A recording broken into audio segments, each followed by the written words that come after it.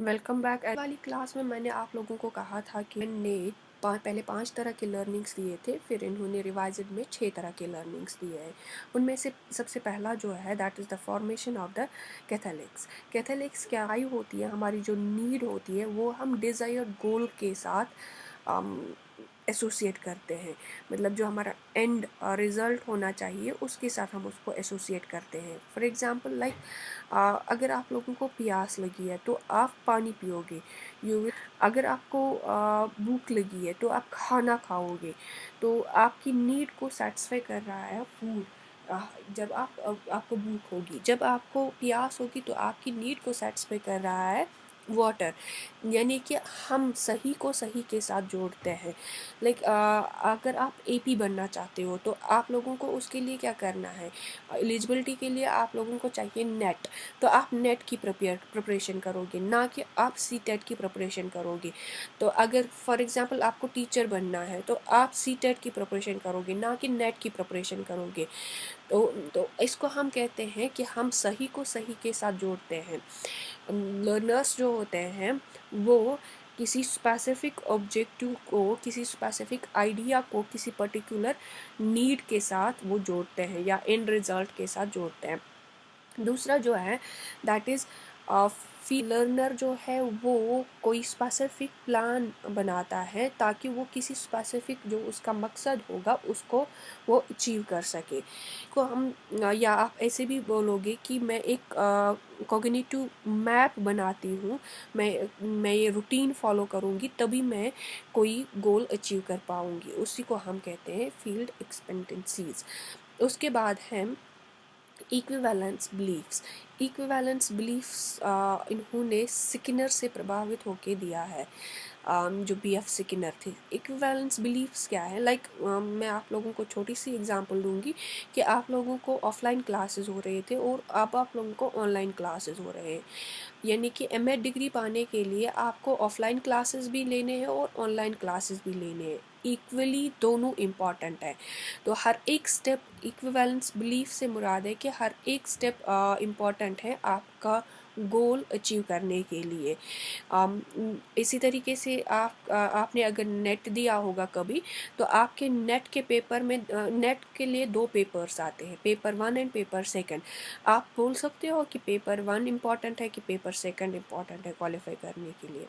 दोनों इम्पॉर्टेंट है, पेपर 1 भी इम्पॉर्टेंट है, पेपर 2 भी इम्पॉर्टेंट है। सो इसी मतलब हम एक को ज़्यादा तरजीह इम्पोर्टेंस नहीं देंगे, दूसरे को कम नहीं देंगे।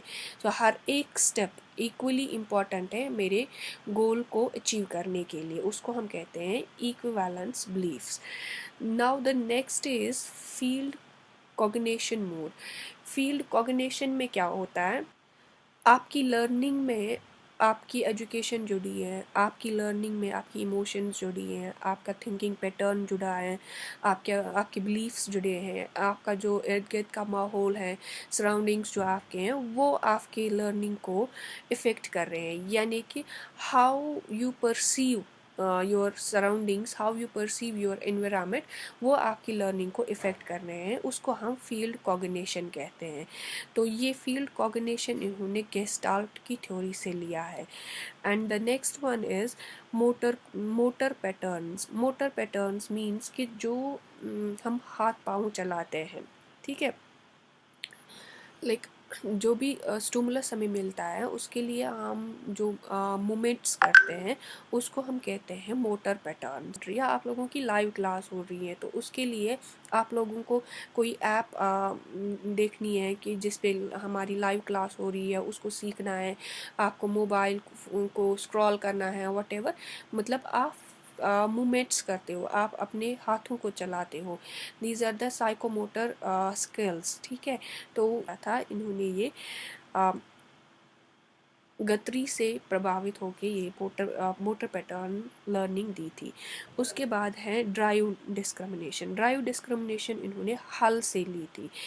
हल की ड्राइव थ्योरी जो है, ड्राइव डिस्क्रिमिनेशन में क्या है कि हम दो चीज़ों को, दो नीड्स को, दो ड्राइव्स को कैसे डिफ्रेंशिएट कर रहे हैं। फॉर एग्ज़ाम्पल आप लोगों को दो क्लासेस हो रही हैं एट अ टाइम, और आपको ये ना डिफ्रेंशिएट करना है कि मुझे किस क्लास में जाना है। ये जो ड्राइव डिस्क्रिमिनेशन है ये रिलेटेड है आपकी फर्स्ट इसे लर्निंग से, दैट इज़ द कैथलिक्स होती है।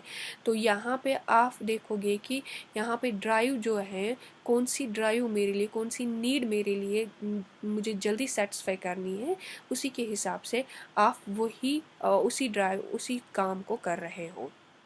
अगर मैं यहाँ पे आप लोगों को एग्जांपल दूंगी कि जब बारिश होती है तो आप यूनिवर्सिटी नहीं आते हो, क्योंकि आपको लगता है कि बारिश में यूनिवर्सिटी जाना इससे कोई कुछ इफ़ेक्ट नहीं पड़ेगा। बट जब बारिश होती है तो यूनिवर्सिटी में एग्ज़ाम होता है, तो आप भागे भागे आते हो, यानी कि वो आपकी ड्राइव जो है, वो आपकी नीड जो है कि आपको एग्ज़ाम पास करना है, उसके बेसिस पे आपको डिग्री मिल जाएगी, वो सेटिस्फाई होनी चाहिए, या हम ये कहेंगे कि वो इम्पॉर्टेंट है। वो आप डिफ्रेंशिएट कर रहे हो कि कौन इम्पॉर्टेंट है, कौन कम इम्पॉर्टेंट है। That is the drive discrimination. Now we are having the Tolman's laws. Tolman ने भी कुछ लर्निंग लॉज दिए थे, जैसे स्किनर ने दिए थे, जैसे थॉरनडाइक ने दिए थे, तो टॉलमैन ने भी दिए थे। तो टॉलमैन का पहला लॉ जो है that is the law of capacity. ये कैपेसिटी के हिसाब से, अपनी एबिलिटी के हिसाब से हम कोई काम करते हैं, हम किसी काम को मास्टर करते हैं। फॉर एग्ज़ाम्पल, कोई ऐसा बंदा होता है जो साइंस में अच्छा होता है, यानी कि उसको साइंस की एबिलिटी, साइंटिफिक एप्टीट्यूड अच्छा होता है, तो वो साइंस फील्ड में जाता है, वो वहाँ पे उस फील्ड को मास्टर करता है। दूसरा बंदा होता है जिसकी एबिलिटी होती है कि वो टीचिंग में, उसके टीचिंग के ट्रेट्स होंगे, उसके टीचिंग के करेक्टरिस्टिक्स होंगे, तो वो उस टीचिंग को मास्टर करता है। यानी कि हम अपनी कैपेसिटी, हम अपनी एबिलिटी के हिसाब से कामों को या सिचुएशंस को मास्टर करते हैं। कैपेसिटी यही है कि हम किस काम में परफेक्ट है, हम कौन से काम को मास्टर कर पाएंगे अपनी एबिलिटी और कैपेसिटी के हिसाब से। दूसरा है लॉ ऑफ स्टिमुलस।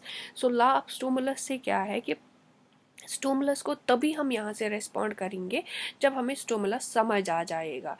अगर आप देखोगे कि छोटा बच्चा जो होता है वो रोता है हर हर बार, उसको भूख लगती है रोता है, उसको सर्दी लगती है रोता है, उसको गर्मी लगती है रोता है, उसको टॉयलेट करना होता है तो रोता है, वो हमेशा रोता है। तो मतलब उसको हम रिकॉग्नाइज ही नहीं कर पा रहे हैं, उसको हम यहाँ से क्या रिस्पॉन्ड देंगे, तो हम उसको रिस्पॉन्ड ही नहीं देते। इसी तरीके से अगर मैं लूँगी कि फॉर एग्ज़ाम्पल आप लोगों को टॉलमैन की थ्योरी समझ नहीं आई, तो जब तक आप मुझे बोलोगे नहीं कि हमें ये टॉलमैन की थ्योरी समझ नहीं आई, तब तक मैं आप लोगों की कैसे हेल्प कर सकती हूँ। जब तक कि मैं स्टिमुलस अंडरस्टैंड नहीं करूँगी, मैं कोई सोल्यूशन नहीं दूँगी। This is the law of stimulus. उसके बाद है law of manner. Manner means आपका तौर तरीका कैसा है, how you present before others, आप कैसे प्रेजेंट करते हो मटेरियल को। जैसे मैं आप लोगों को पढ़ा रही हूँ, how I am presenting the material before you, कैसे एक्सप्लेन करती हूँ मैं, कैसे आप लोगों को समझाती हूँ, तो इसको हम कहते हैं लॉ ऑफ मैनर। ये जो लॉ ऑफ मैनर है ये प्रेजेंटेशन के साथ मुंसलिक है कि how we present before others. आप लोगों को मैं एग्जांपल दूंगी। For example, you two students are having the same topic to deliver upon, ठीक है। तो दो स्टूडेंट्स में से किसी एक स्टूडेंट को टीचर प्रेज कर रहा है, उसको रिवॉर्ड दे रहा है, उसको शाबाशी दे रहा है। Why? Because his presentation skill and या हम ये कहेंगे कि उसका प्रेजेंटेशन जो था वो अच्छा था दूसरे स्टूडेंट से, इसीलिए हम कहते हैं कि the way he is presenting before the audience, the way he is using the content before the audience, उसको हम लॉ ऑफ मैनर कहते हैं। So this is all about the Tolman's theory of learning, sign theory of learning. Happy learning.